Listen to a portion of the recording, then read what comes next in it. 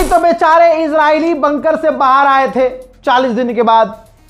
अभी तो इजराइल में थोड़ा ये हुआ था कि चलो भाई अब खुले में सांस ले सकते हैं कि उधर से हिजबुल्लाह के रॉकेट पहुंचने लगे। लगभग 400 लोगों के नरसंहार के बाद कौन चुप रहेगा भाई। हिजबुल्लाह ने जवाबी कार्रवाई की और रात को मिसाइलें दागना शुरू की। पूरे इजराइल में सायरन बजना शुरू हुआ। हालांकि वो ईरान की मिसाइलों की बात अलग होती है, उसका जलवा अलग है। ये वो मिसाइल है, ये रॉकेट है। तो रॉकेटों को रोकने में कामयाब लगभग हुआ है इजराइल। देखिए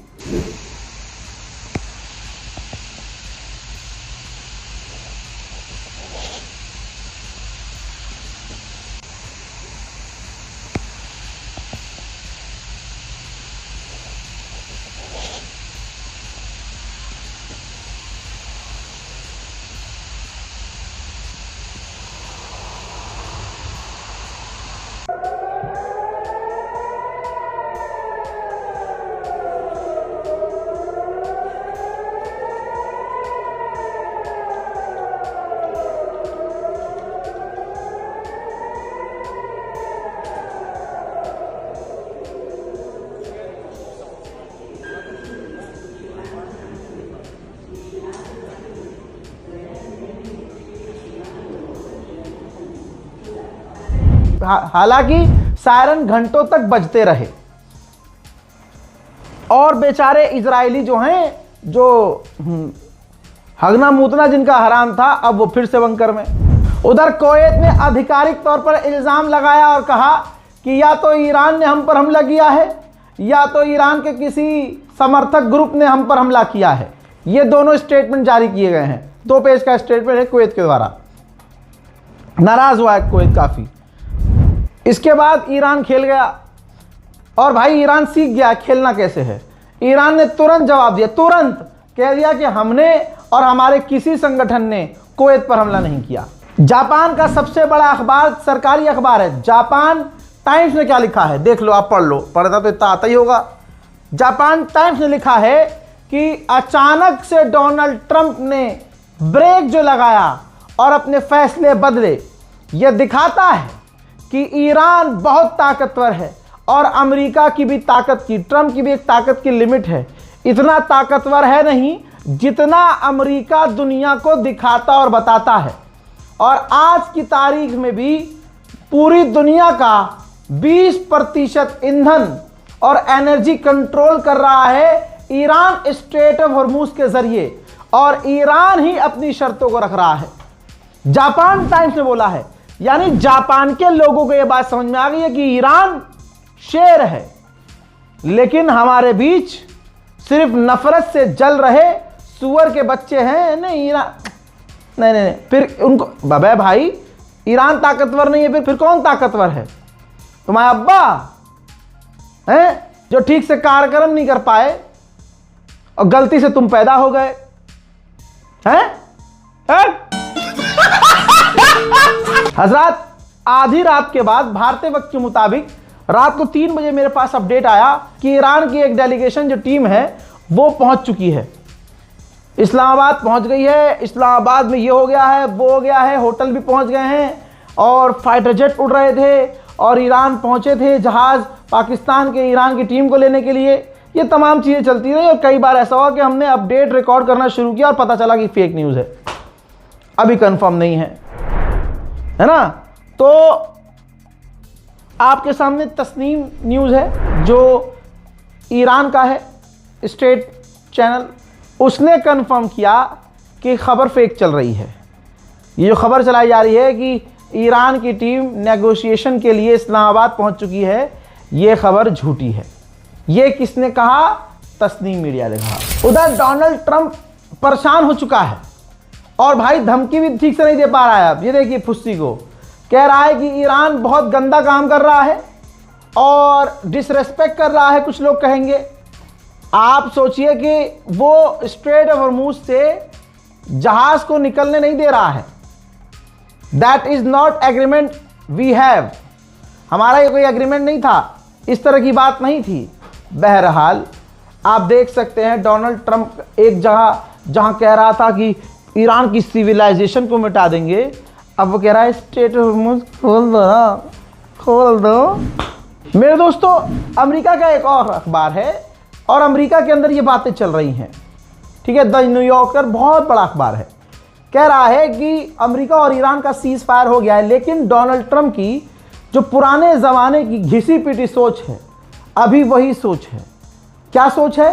कि मैं कुछ भी कर लूँगा, मैं कुछ भी कर सकता हूँ, मैं पावरफुल हूँ, मेरे मन में जो आएगा मैं कर सकता हूँ। भाई पाकिस्तान के डिफेंस मिनिस्टर ने जिगरा दिखाया, भाई मान गया मैं उनको।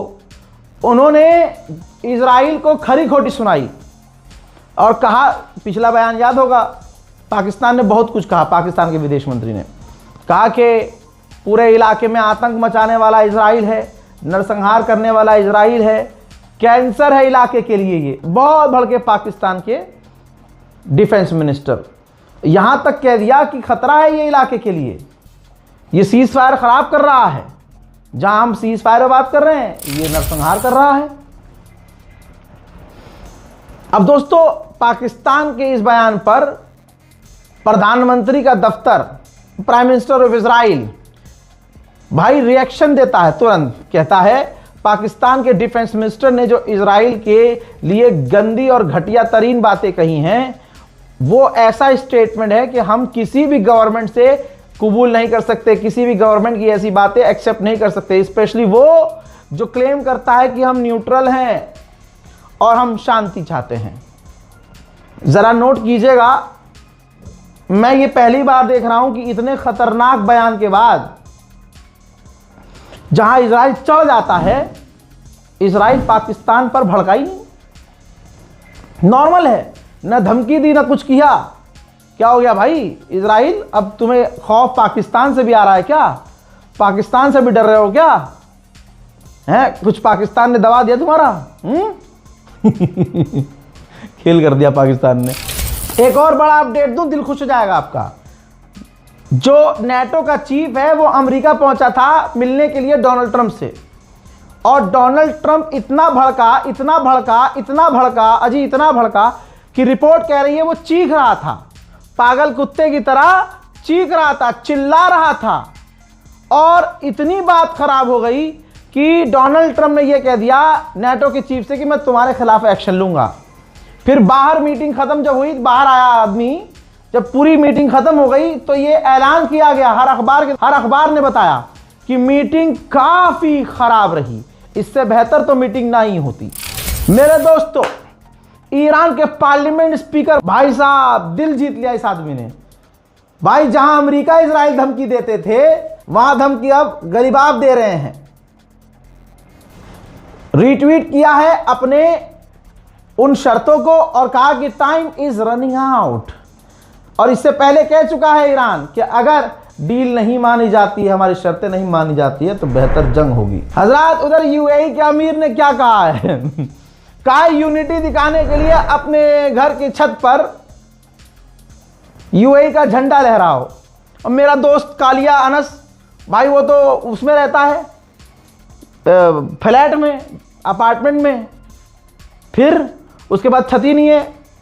अरे बादशाह साहब, मेरे दोस्त को ही दिलवा दो।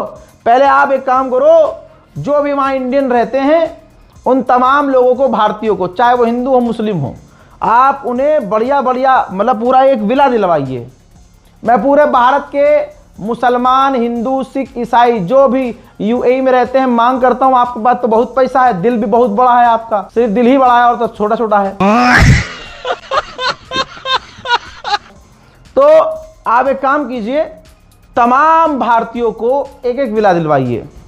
मैं कसम खा के कहता हूं, मेरे प्यारे भारतीय इतने बढ़िया लोग हैं कि झंडा क्या लहराएंगे भाई, आपकी फोटो भी लगाएंगे विला की एंट्री पर, और खूब बड़ा सा झंडा लगा के रखेंगे यूएई का, जब तक यूएई में रहेंगे। हजरत, यूनिटी दिखा भाई। तुम्हारे यहां यूनिटी टूटी कब? सवाल यह है। तुम्हारे अपने लोग और जो तुम्हारे यहां गए हुए हैं बिजनेस करने के लिए, वो तुम्हारे खिलाफ हुए कब?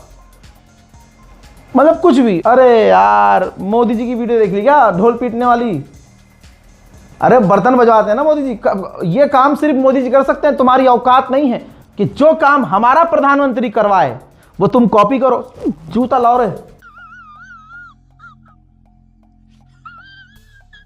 अब इंटरनेशनल मीडिया रिपोर्ट्स आ रही हैं, एक दो नहीं, अब ज्यादातर मीडिया खुलकर पूरी कहानी बता रहे हैं कि 2 दिन पहले जो डील हुई, सीज फायर हुआ, उसमें डोनाल्ड ट्रंप की हालत इतनी खराब थी, इतना उतावला था डोनाल्ड ट्रंप कि उसने ईरान की तमाम शर्त मानी और शर्त में क्लियर ईरान ने मेंशन किया था कि लेबनान में भी सीज फायर होगा। डोनाल्ड ट्रंप राजी हो गया था।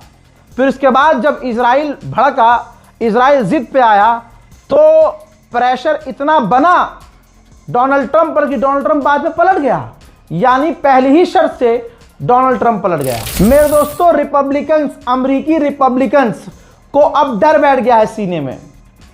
यह रही रिपोर्ट कि अब जो चुनाव आएगा उसमें ट्रंप तो जाएगा ही जाएगा और रिपब्लिकन का कोई व्यक्ति जीत भी नहीं पाएगा, क्योंकि ईरान ने जो इज्जत उछाली है वो अब वापस नहीं आएगी। ये बहरीन इतना सा है दोस्तों, इतना सा, मैप में देखिए इतना सा, मतलब अगर हम जोर से छींक देंगे तो बह जाएगा साला।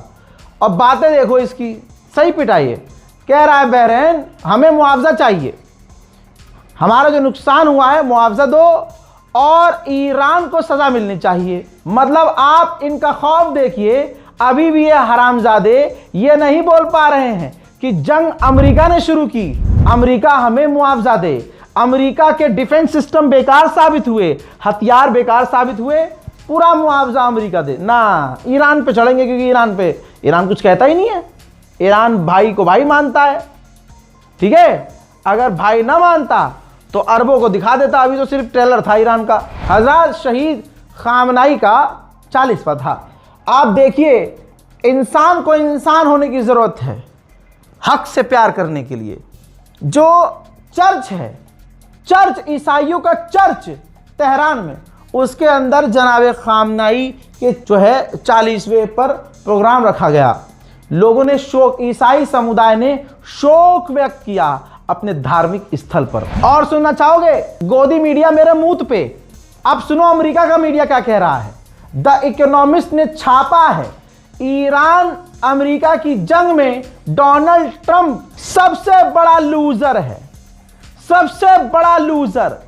अमेरिका का अखबार साफ लिख दिया है टॉप पर अपने कि Donald Trump is the world's biggest loser. इस जंग का सबसे बड़ा लूजर डोनाल्ड ट्रंप। इसी तरह से इजराइल का सबसे बड़ा अखबार हारेट्स, जिसने लिखा है कि डोनाल्ड ट्रंप पीछे हो गया है, यानी अमेरिका पीछे हट गया है और ईरान भारी पड़ा है और ईरान अब बातचीत के जरिए एक नया कानून बनाने वाला है जो उसको फायदा पहुंचाएगा। अब आइए थोड़ा ईरान का नुकसान जान लीजिए। ईरान में 3000 लोगों की शहादत कंफर्म की गई है। हजरत अप्रैल के महीने में रशिया ने अपने तेल से डबल पैसा कमाया है। जितने लोग रशिया से दूर थे, तमाम देशों ने रशिया से भर भर कर तेल खरीदा है। ब्रिटेन ने भी अमेरिका इजराइल के मुंह में मुंह दिया और कह दिया कि इस सीज फायर की बात में, डील वाली बात में, ईरान जो बातें रख रहा है उसमें, इस डील में लेबनान भी शामिल होना चाहिए। इजराइल जो लेबनान पर खतरनाक हमले कर रहा है यह सरासर गलत है। उधर कनाडा ने भी झटका दिया इजराइल को और अमेरिका को, कहा कि यह जो लेबनान पर बड़े हमले कर रहा है, लेबनान पर इजराइल जो लगातार खौफनाक हमले कर रहा है, हम इसकी निंदा करते हैं। मोहतरम हजरात, पूरी दुनिया में ऐलान हो चुका है और ऐलान ये किसी ने नहीं किया है, सबको दिख रहा है, सबको पता चल चुका है, सबने ये जंग अपनी आंखों से देखी है, सबको पता है कि अमेरिका बुरी तरह से हारा है। मेरे दोस्तों, इस रिपोर्ट को शेयर कीजिएगा, चैनल को सब्सक्राइब जरूर कीजिएगा। मैं हूं रजा और आप देख रहे थे रजाग्राफी अनस्क्रिप्टेड। जय हिंद।